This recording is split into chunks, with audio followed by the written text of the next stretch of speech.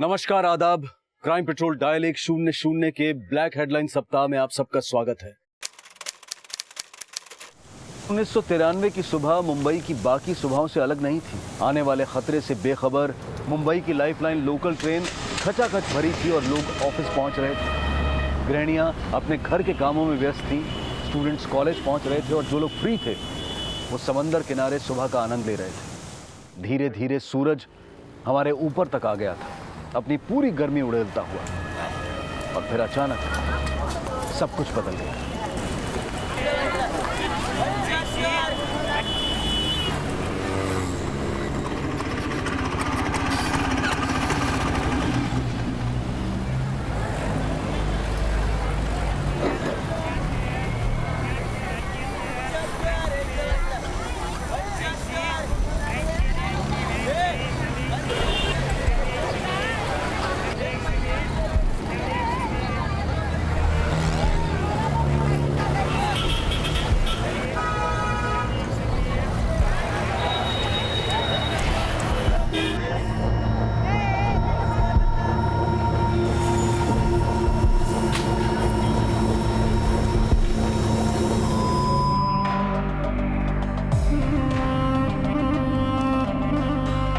Crime के इतिहास में आजाद हिंदुस्तान के लिए यह सबसे बड़ा हादसा था। एक ऐसा हादसा जिसने जलियांवाला बाग कांड को भी बहुत पीछे छोड़ दिया था। अगर जलियांवाला बाग हादसा हमारी आजादी पर हमला था तो ये मुंबई बॉम्ब ब्लास्ट हमारे देश के सेकुलरिज्म यानी कि धर्मनिरपेक्षता पर वार था। कुछ ही घंटों में 12 ब्लास्ट ने 257 से भी ज्यादा लोगों की जानें ले ली। लगभग 717 लोग जख्मी हो गए थे। देश की आर्थिक राजधानी मुंबई की सिसकियां गूंज रही थी और पूरा देश शोक मना रहा था। दिन रात की तहकीकात के बाद आखिरकार पुलिस ने इस ब्लास्ट से जुड़े सभी एंटी सोशल एलिमेंट्स का पर्दाफाश कर दिया। इस अमानवीय हमले को अंजाम देने वाले बहुत सारे छोटे प्लेयर्स अरेस्ट भी किए गए, लेकिन इस खूनी खेल को अंजाम देने वाले बड़े प्लेयर्स, बड़े नाम या तो अंडरग्राउंड हो चुके थे या फिर देश छोड़कर भाग चुके थे। इस केस में बड़ी सफलता इस बॉम्ब ब्लास्ट के 8 साल के इंतजार के बाद हासिल मिलेगा। मुंबई ब्लास्ट में उभरा एक अहम नाम, सुलेमान।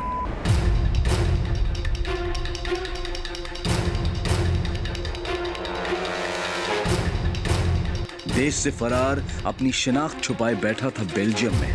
पुलिस और सरकार की अनथक मेहनत से भारत लाया गया डॉन।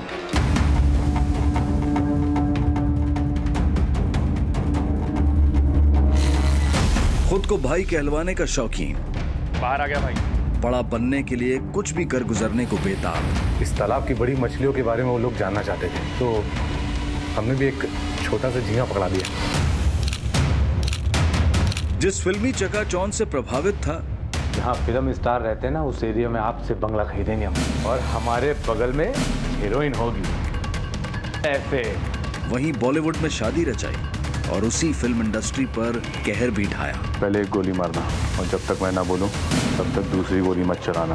2 करोड़ छोड़ो, मैं 2 रुपए की भीख भी नहीं दूंगा। चल अभी पिक्चर का दी एंड कर दे। आजाद भारत के सबसे बड़े हमले का जिस पर लगा था इल्जाम, एक शातिर दिमाग सुलेमान। अब जब हम आपके हाथ लग गए हैं तो हिंदुस्तान के सारे जुर्म हमारे सर पे थोप देंगे। अजीब दादागिरी है पुलिस की।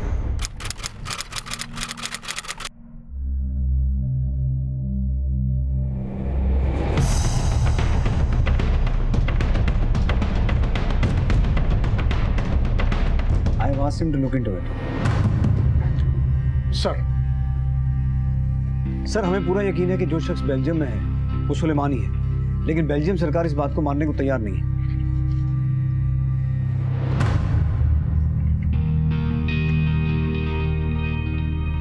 We can't blame them. हमारे पास जो इसकी फोटोज है और जैसा वो अब दिखता है, दोनों में बहुत फर्क है। Plastic surgery. सर, वहाँ उसका नाम रेहान है। एक बेल्जियम नेशनल से शादी करने के कारण उसके पास अब बेल्जियम की सिटीजनशिप भी है। बिना किसी पुख्ता सबूत के सुलेमान को हिंदुस्तान वापस लाना बहुत मुश्किल होगा। जितना भी मुश्किल हो, हम ये मौका हाथ से गवा नहीं सकते उज्जवल। ये 8 साल की लुका छुपी अब खत्म करते हैं। It has to, sir. सिर्फ एक ही तरीका है, इसके फिंगरप्रिंट्स। ये सुलेमान मुंबई से नहीं था, ये मुजफ्फरनगर जैसे छोटे शहर से था। बड़ा शकील, हमें तुम कभी नहीं हरा पाओगे। ये लो चाल। देखते हैं भाईजान। चल पता चल।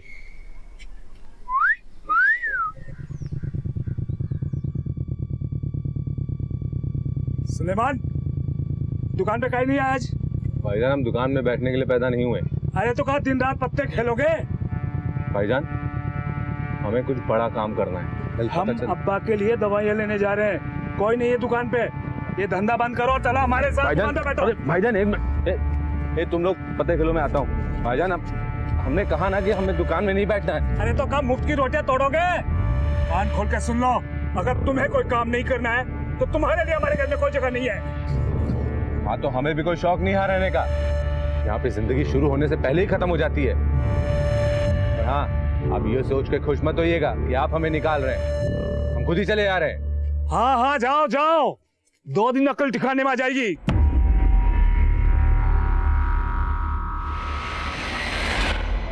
अकल तो अब ठिकाने आई भाईजान। देखिएगा एक दिन ना, जब हमारा नाम अखबार की सुर्खियों में आएगा ना, तो आप रश्क करेंगे हमारी कामयाबी पे।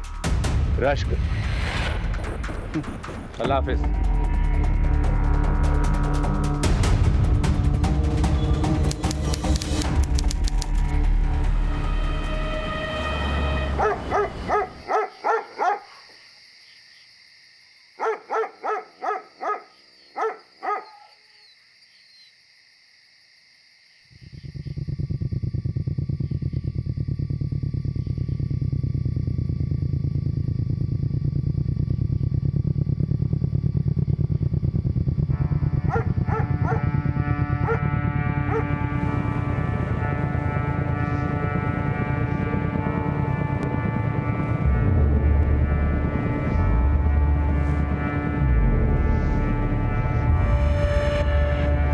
कितना पैसा हुआ भाई? 17 रुपए भाईजान। ये लो।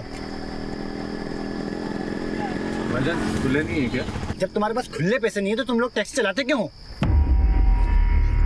भाईजान अगर आपके पास बेडरूम नहीं है तो लड़की क्यों पटाते हैं? क्या बोला बे? अरे तू बम्बई आके करेगा क्या? तो हम यहाँ पे कौन सा तीर मार रहे हैं समू भाई? दिल्ली में अच्छा खासा टैक्सी तो चला रहा है ना। टैक्सी चलाने के लिए पैदा नहीं हुए हम। दिन भर घिसकर 50 रुपए की कमाई भी हाथ में नहीं आती, ऊपर से सवारी से चिक चिक अलग, और सोने के लिए जगह ऐसी मिली है कि खुजली मस्ती हमारे पाँव में, मगर हाथ उठता है दूसरे का खुजाने के लिए। सेमू भाईजान सपनों की नगरी तो बंबई है, हमें बहुत बड़ा आदमी बनना है ताकि किसी की नजर उठे तो हमारा कद ना नाप पाए। बस हम बंबई आ रहे हैं, बाकी सब आप देख लेना।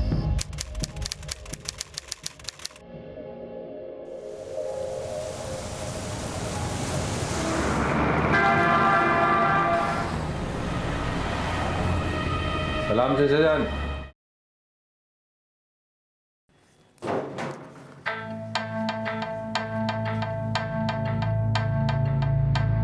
घर चाहिए बंबई में? जी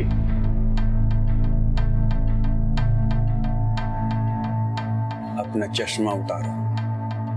अरे चाचा जान, चश्मा उतरवा कर क्या हमारे अंदर कुछ स्पेशल दिख जाएगा आपको? खैर आप बोल रहे तो।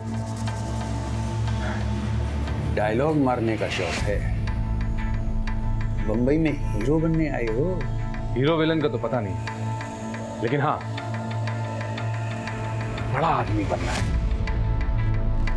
बड़े लोगों के बीच उठना बैठना है, लंबी गाड़ी में घूमना है, और हाँ वो भी बहुत जल्दी। जल्दी का काम शैतान का होता है। अच्छा बता, किस इलाके में मांगता है तेरे को खोली? अरे वो जहां बड़े बड़े फिल्म स्टार रहते हैं ना, जुहू बीच। बंबई एक ऐसा समंदर है जिसकी लहरें थूक के फेंक देती हैं या निगल जाती हैं, इसलिए यहाँ जमीन पर पैर रखना।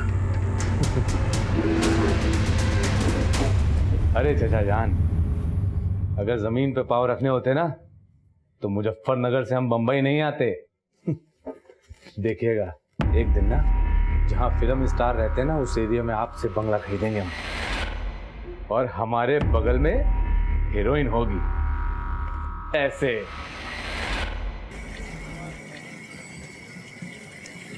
क्या सैमू भाई, 1 हफ्ता हो गया और अभी तक कुछ नहीं हुआ है। अरे सब्र कर मेरे भाई, अल्लाह साहब अच्छा करेगा।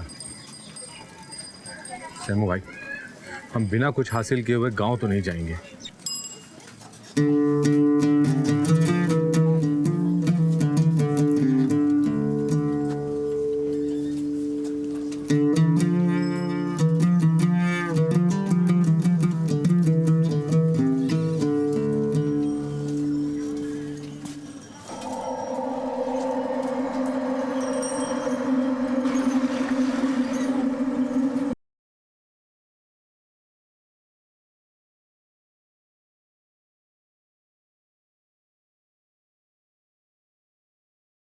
ये क्या कर रहे हो? और हो कौन तुम? आपको कभी किसी ने कहा नहीं कि आप जैसी खूबसूरत लड़की को ऐसा लाइन में खड़े नहीं होना चाहिए? हम है ना?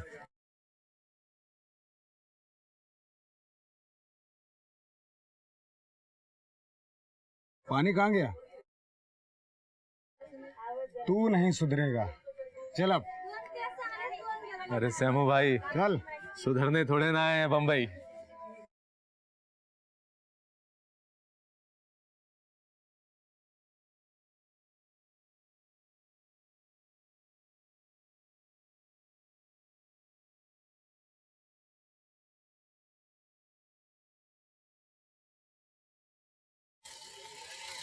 भैया भैया भैया रुकिए, भैया सुन।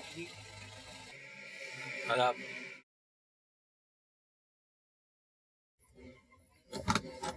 अरे रुक क्यों गई आप ही के लिए तो लाए हैं। देखिए, हम आपको बहुत पसंद करते हैं और इसीलिए सब कुछ आपके लिए कर रहे हैं। हाँ, अगर आप हमें पसंद नहीं करती हैं तो मत बैठिए टैक्सी में। अरे आप भी जाइए, बैठ जाइए। अरे हम नहीं जा रहे हैं आपके साथ, ठीक है? आइए आइए। अरे आप भी जाइए, आइए।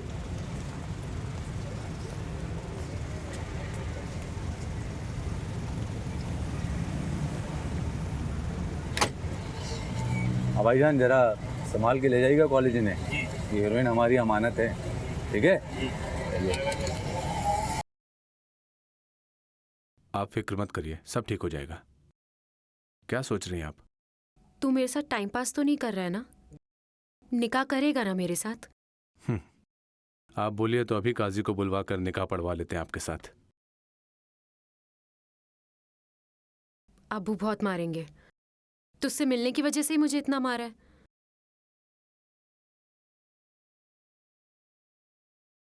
भाग चलिए हमारे साथ, हम आपको बहुत इज्जत के साथ रखेंगे, अपनी हीरोइन बनाकर।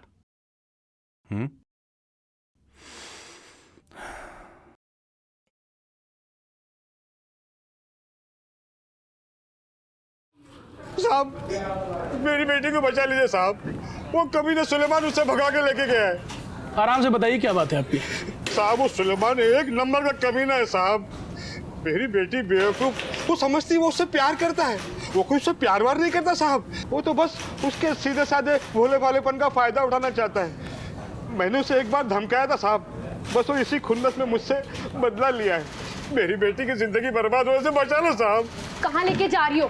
अरे बोलो कि हम दोनों को यहाँ क्यों लेकर आए हो? छोड़ो, खाना छोड़ो। क्यों बे, लड़की भगाएगा? बहुत हीरो बनने का शौक है तुझे? साहब रुकिए रुकिए, हाथ उठाने से पहले निकाहनामा देख लीजिए। हमने कोई लड़की नहीं भगाई है, बकायदा निकाह किया है इनसे। निकाह? जी, पूछ लीजिए। समझाइए नहीं साहब, समझती नहीं है। मीना सुन, बहुत पछताएगी तू। क्या जानती तू इस लड़के के बारे में? 1 नंबर का आवारा है ये। अरे ये किसी का नहीं हो सकता तो तेरा क्या होगा? सांप है सांप, 10 लेगा तुझे ये। अब वो छोड़िए, जाने दीजिए।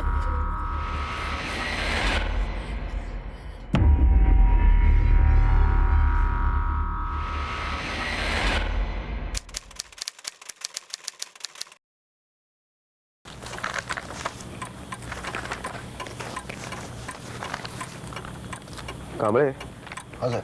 ये देखिए सर, सुलेमान के खिलाफ एक लीड तो मिली है, लेकिन उससे कुछ फायदा नहीं हुआ।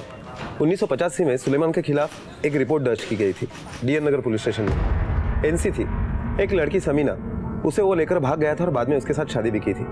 बाद में उसी के कहने पर उसे छोड़ भी दिया था। उसकी पहली बीवी, कोई एफआईआर नहीं हुई थी, सिर्फ एनसी हुई थी, इसलिए उसके फिंगरप्रिंट्स नहीं लिए गए थे और ना ही उसके खिलाफ कोई गिरफ्तारी का रिपोर्ट है। इट्स इम्पॉसिबल कि 15 साल की क्राइम लाइफ में वो कभी अरेस्ट ना हुआ हो। बड़े बड़े ताले खोलने में चाबी तो छोटी लगती है, और खोद के निकालो, कहीं ना कहीं कुछ तो हुआ होगा।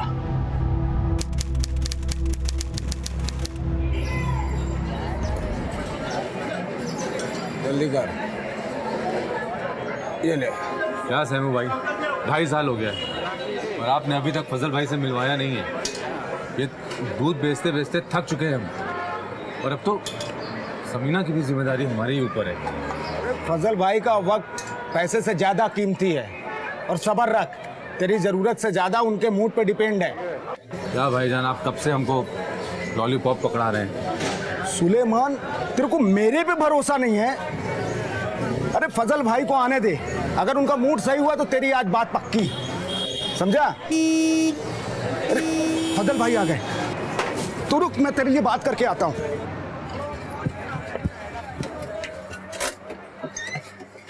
भाईजान सलाम वालेकुम। वालेकुम सलाम। सलाम भाईजान। कौन है ये?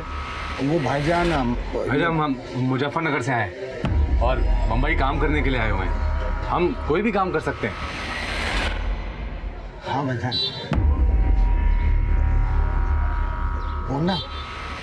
भाईजान, हमको भी आपके जैसा बड़ा आदमी बनना है एक दिन। अंदर आता हूँ।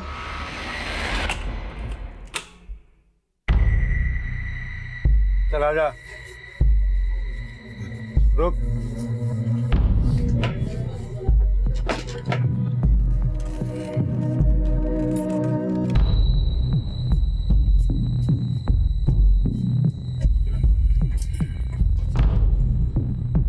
इधर आ, आजा, हाथ दे।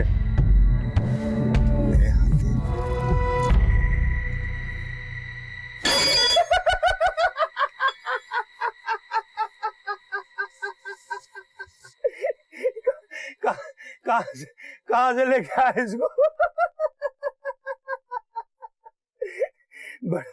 बड़ा आदमी बनना है इसको मेरी तरह।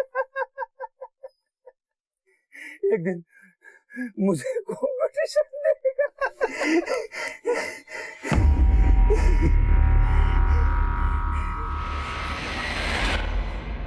तेरे ऐसा ना 356 रोज आते हैं बंबई में। तेरे लिए एक ही काम है, सज्जाद को बोल फजल भाई वाली चाय बनाए। चल जाना, अरे जाना, जाना। सुन, बाहर जो अपनी गाड़ी खड़ी है ना, फटका मारते हुए जाना।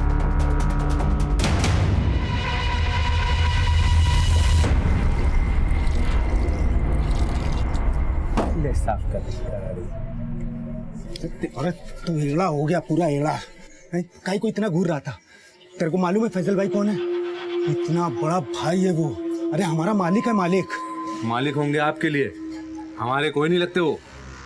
और देखिएगा एक दिन ना हमारे नाम पे ही अपनी पैंट गीली करते दिखेंगे। मालूम है तेरे को फजल भाई किसके लिए काम करते हैं? अरे वो पूरे बंबई के बाप है, बाप। और तू समझता क्यों नहीं? तो हम फजल भाई के लिए क्यों, हम उनके बाप लोग के साथ डायरेक्ट काम क्यों नहीं करेंगे? अच्छा, तू टाइगर के लिए काम करेगा? हाँ तो तू एड़ा हो गया है। मालूम है वो इतनी सी गलती में सीधा खल्लास का डालते हैं। और मैंने फैजल भाई से तेरे लिए दुकान में बात किया है, तू मन लगा के उनके साथ दुकान में काम करना और ज्यादा उड़ने की कोशिश मत करना, समझा? चल अपना ख्याल रख। हाँ।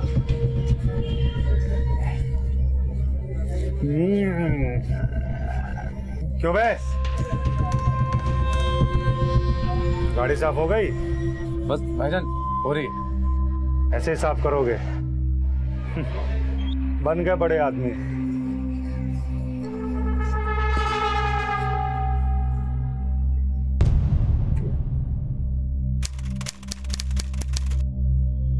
टाइगर भाई आ गए। टाइगर भाई सलाम वालेकुम। फजल का सलाम वालेकुम भाईजान, कैसे आप? सुना है कि रहमत के लोग इधर धंधा करने की कोशिश कर रहे हैं। अरे नहीं भाईजान मैं हूं ना, मैं सब संभालूंगा भाईजान। क्या कर रहा तू यहाँ? जाके चाय बोल, स्पेशल बोल, सजाद को स्पेशल बनाए। आए ना भाईजान, अरे जाना जल्दी जा। हाँ जा रहा हूँ ना। दोबारा अगर इस इलाके में धंधा करने की कोशिश की ना तो कसम खुदा की अगले जुम्मे की नमाज जानदू में पड़ेगा तू। निकल अभी यहाँ से। अबे आओ फैजल, जवान संभाल के बात कर, ये इलाका मेरा है। अरे शर्म नहीं आती तुझे? खड़ा खड़ा क्या देख रहा है? जाता क्यों नहीं? अरे भाईजान अपनी ही करनी की सजा भुगत रहे हैं। हम जिनको पसंद नहीं करते ना तो उनके लिए मारपीट भी नहीं करते। मरने दो सालों को। अच्छा ठीक है।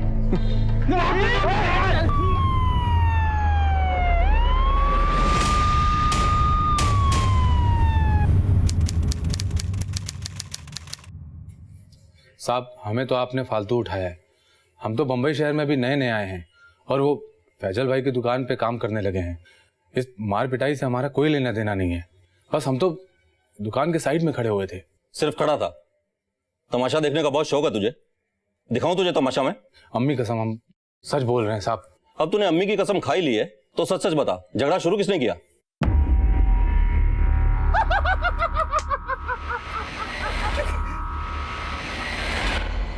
जी साहब हम सब सच बताते हैं आपको।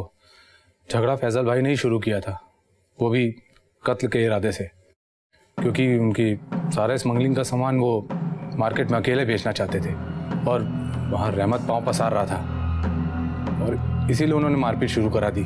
सच बोल रहा है तू? जी हम झूठ नहीं बोलते।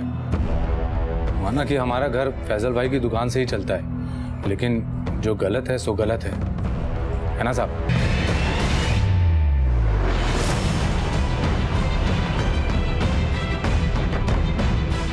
तावड़े हाथ तक।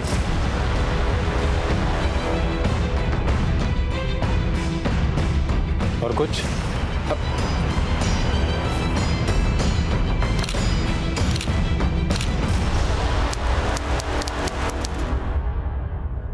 भाई वो अमान भाई को पैसे पहुंचा दिए सूरज, बाकी का हिसाब भी देख ले। ठीक भाई। भाईजान सलाम। कैसे कटे 2 महीने जेल में?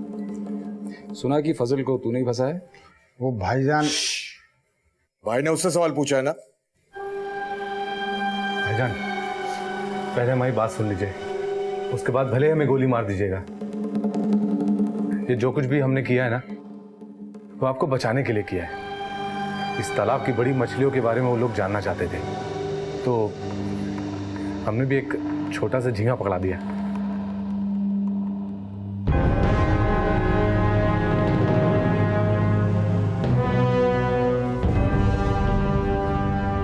तू दिल्ली में टैक्सी चलाता था ना? जी भाई। मेरा डिलीवरी मैन बनेगा? स्मगलिंग के माल की डिलीवरी करेगा? जी भाईजान बिल्कुल करेंगे और आपको शिकायत का कोई मौका नहीं देंगे। शुक्रिया भाईजान, शुक्रिया।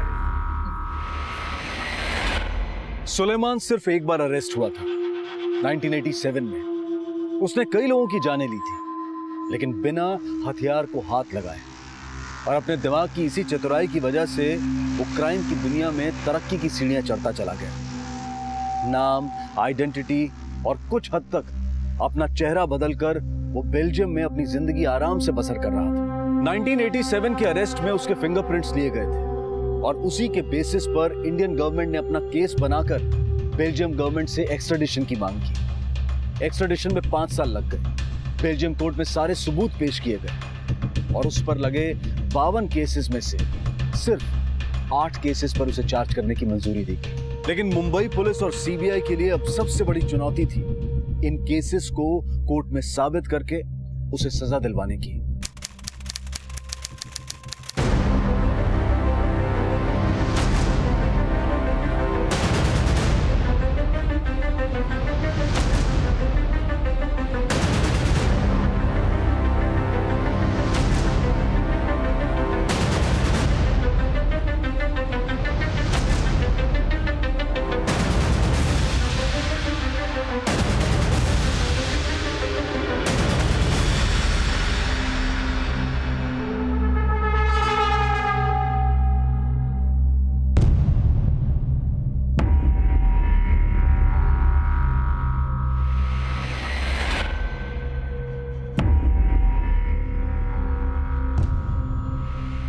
आप देख रहे हैं MBTV और मैं हूं मनीष शर्मा। इस वक्त की बड़ी खबर, एक बड़ी सफलता हासिल हुई है मुंबई पुलिस को सुलेमान केस में। आज सुलेमान भारत आ चुका है और कुछ ही पलों में इसी बंगलों में यहां पर उनको लेकर आएंगे और यहीं पे मुंबई पुलिस के DCP उज्जवल उससे पूछताछ करेंगे।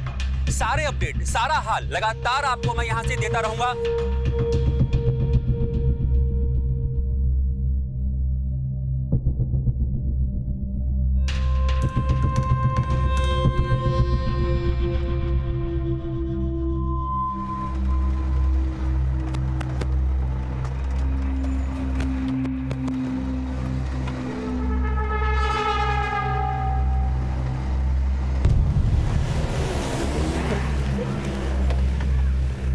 सर, ये बड़ी कामयाबी मिली है मुंबई पुलिस को। इस पूरे मामले में क्या कहना है आपको? सर, क्या सवाल होंगे आपके?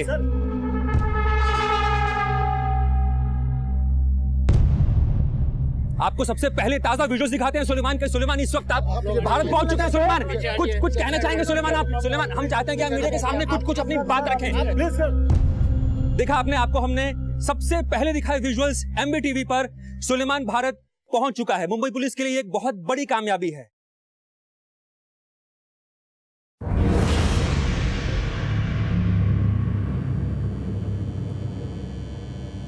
भाईजान, ये बंधन खुलवा देंगे?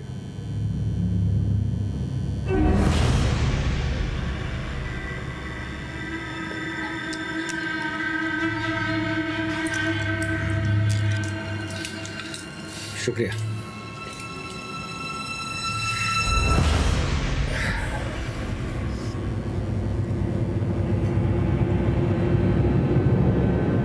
भाईजान, एक मुंबई की कटिंग चाय पिलाओ ना, बहुत टाइम हो गया।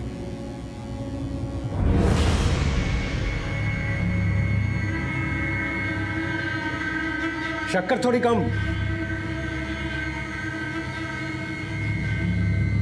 वो चीनी बिल्कुल बंद कर दिया भाईजान, पूरा फैट फेस पे आ जाता ना। हिंदुस्तानियों की खातिरदारी का जवाब नहीं भाईजान। उधर वो अपना यहाँ कोई तेरा भाईजान नहीं है। क्या समझता है, चाय पीता है इसको। भले को तो जूते चप्पल खिलाने चाहिए। मेरे चचेरे भाई की ऐसी दर्दनाक मौत हुई थी उस मुंबई बम धमाके में, जहां इसने माल सप्लाई किया था।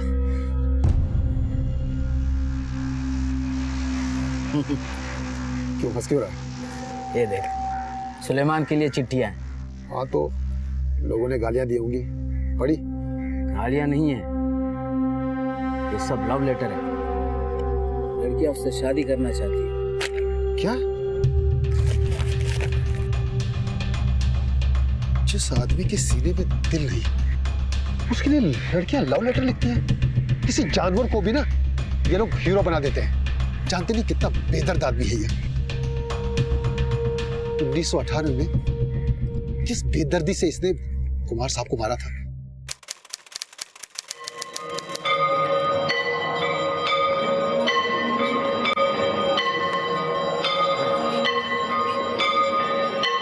हाय, ये राजेंद्र कुमार मंदिर के अंदर जा रहा है। उसे मंदिर से बाहर निकलने दे, उसके बाद गेम बजाना। ठीक है भाई।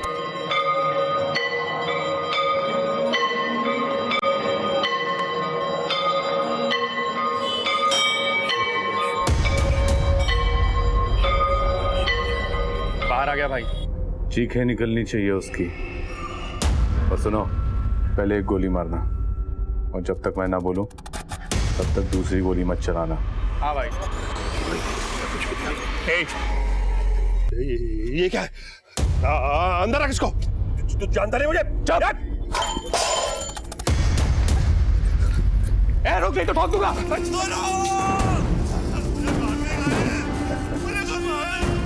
चीखने दे, थोड़ा और तड़पने दे।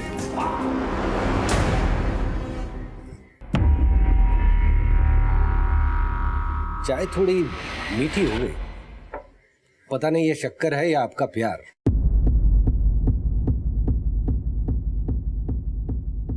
भाईजान, सॉरी साहब, एक बात बताएंगे? एक नहीं 100 बातें बताएंगे। पहले तू ये बता कि राजेंद्र कुमार के मर्डर के वक्त तू ही था ना फोन पे? तो ही इंस्ट्रक्शन दे रहा था ना उस शूटर को। अच्छी कहानी बनाते हो साहब आप।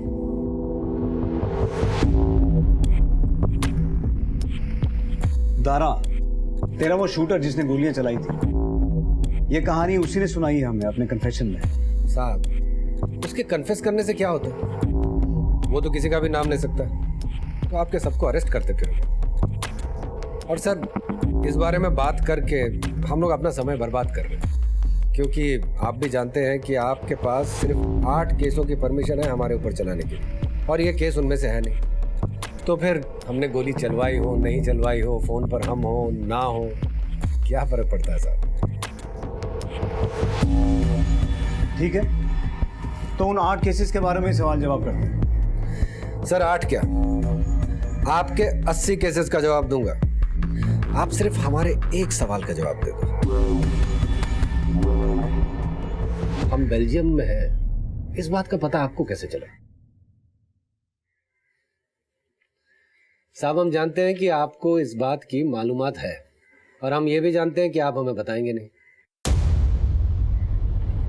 चलिए हम ही आपको बता देते हैं। देखिए इसके सिर्फ 3 ही ऑप्शंस हैं। पहला ऑप्शन है हमारी पहली बीवी समीना।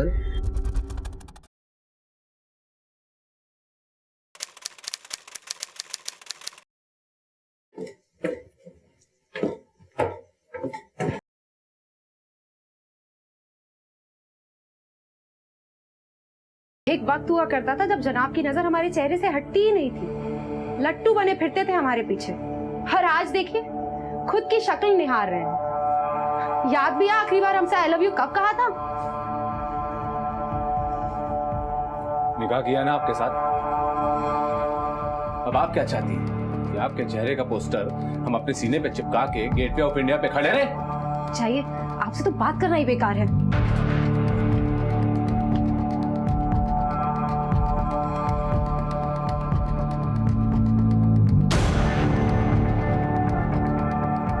सलमा बता रही थी एक लड़की के साथ बहुत देखे जा रहे हैं। सिर्फ एक लड़की के बारे में बताया? और भी हैं। क्या मतलब है? देखिए हम घर के बाहर क्या करते हैं, अगर आप उसमें दखल ना ही दे तो बेहतर होगा। तो हमसे निकाह क्यों किया था? हम कोई सजावट का सामान है जिसे लाए बाजार से और टंगा दिए दीवार पर? एक वक्त हुआ करता था जब हम आपकी हीरोइन हुआ करते थे। क्या हो गया अचानक से? हाँ हम बहुतों के हीरो हैं। बत्ती बुझा दो, सो जाइए। डॉन सुलेमान के बारे में एक नया खुलासा करते हुए सुना है डॉन सुलेमान इस समय एक नई लड़की के इश्क में गिरफ्तार है, और ये अफवाहें भी गश्त कर रही हैं उसने इस लड़की से शादी भी कर ली है। मम्मा अब्बू, मम्मा आप क्यों रो रहे हो? कुछ नहीं बेटा, कुछ भी नहीं। एक नंबर का हवा रहा है। अरे किसी का नहीं हो सकता तो तेरा क्या होगा? हमें नहीं लगता कि समीना कभी भी हमारे खिलाफ जा सकती थी। हमारा जैसा भी रिश्ता था, अच्छा था बुरा था, हमने निभाया है हमेशा। और वो जैसी भी थी, रोती थी, लड़ लेती थी, पर शायद हमारे खिलाफ कभी नहीं जा सकती थी। आपको क्या लगता है ऋषि साहब? सुलेमान, तेरा ये सवाल तेरे लिए सवाल ही बन के रह जाएगा। चल कुछ ऐसे सवाल पूछता हूँ जिनके जवाब होंगे तेरे पास। Jaideep Agarwal extortion and murder case 1994।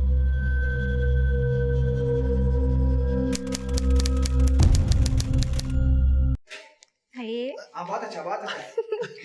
अरे क्या कर रहे हैं आप? सही से कीजिए ना। अरे मुझसे डांस वांस कहाँ से होगा? अरे सर अच्छा से करो। संगीता की शादी में 5 ही दिन बाकी है, इसलिए अच्छे से करो। अच्छा। यहाँ हाथ रखो। 1 2 फिर से वही। आप मेरे से तो सीखने से रहे, आप ही सिखाइए दादा इन्हें। हेलो, सुलेमान बोल रहे हैं, जरा अपने पति देव को फोन दीजिए। सुनिए, सुलेमान का फोन है। आदाब भाईजान, कैसे हैं? सब खैरियत? तुझे जो करना है वो कर ले, समझ गया ना? आपको बोला था कि आपका जो फ्लैट है वो हमें दे दीजिए, मगर आप मान ही नहीं रहे हैं। अब अगर अब भी नहीं माने। अबे मीरा रोड का फ्लैट तो बहुत बड़ी बात है, मैं तुझे 1 इंच भी जमीन नहीं दूंगा। अबे बहुत देखे तेरे जैसे भौंकने वाले, ऐसा नहीं पहुंचा हूं यहाँ तक। फोन रख, दोबारा अगर फोन किया ना तो जहां रहता वहीं आके। ख्याल रखिए अपना और भाभी जान का।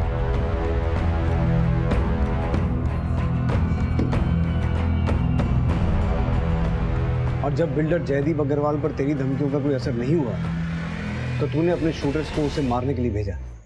जयदीप? कौन जयदीप अग्रवाल?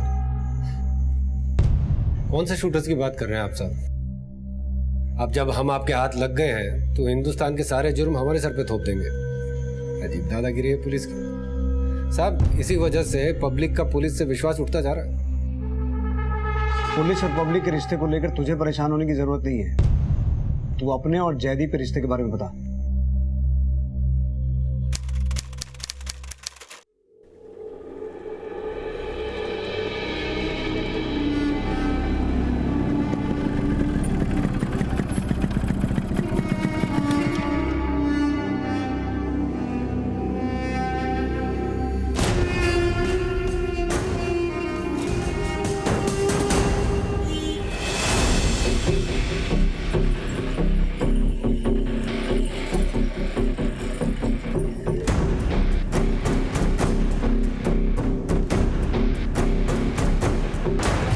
लेकिन जयदीप अग्रवाल को मारने के बाद भी तू अपने ओछेपन से बाज नहीं आया, क्यों?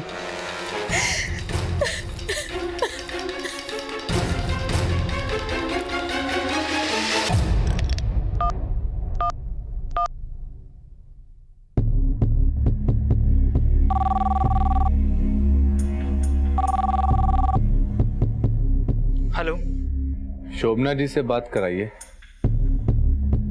भाभी आपका फोन है। हेलो, सलाम भाभी जी। कौन बात कर रहे हैं? कैसा लग रहा है विधवापन? मजा आ रहा है?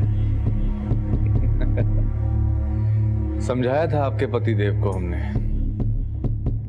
कि दस्तखत कर दें उन सफेद कागजों पर, मगर माने ही नहीं। और अब देखिए, आपको सफेद साड़ी में देख रहे होंगे ऊपर से।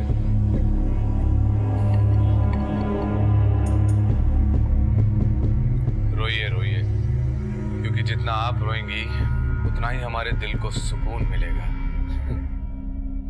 और सुनिए, आपके देवरों की जो जमीन है ना, जो मुझे चाहिए, उनको बोलिए वो मुझे दे दे। और अगर नहीं तो हर महीने आपके घर में 1 तेरहवीं तो होगी। अब फूल माला के साथ आपके घर में फोटो बढ़ती जाएंगी। अभी इसका फोन है। चलिए, अपना और देवरों का ख्याल रखिएगा।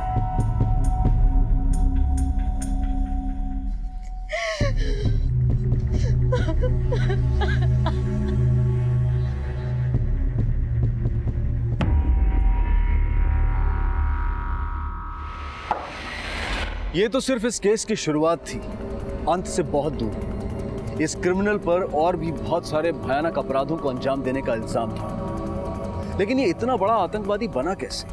लोग इससे इतना डरते क्यों थे? कानून से ये अब तक बचता कैसे रहा? और मीडिया इंडस्ट्री में इसका इतना खौफ क्यों था? इस कहानी को हम आगे बढ़ाएंगे और पूरा खुलासा करेंगे इस केस के दूसरे और आखिरी भाग में। अब मैं अनूप सोनी आपसे विदा लेता हूं। फिर मुलाकात होगी, तब तक अपना और अपने परिवार का ख्याल रखें और देखते रहें क्राइम पेट्रोल डायल 100। सबक 1 को सीख हम सबको। जय हिंद।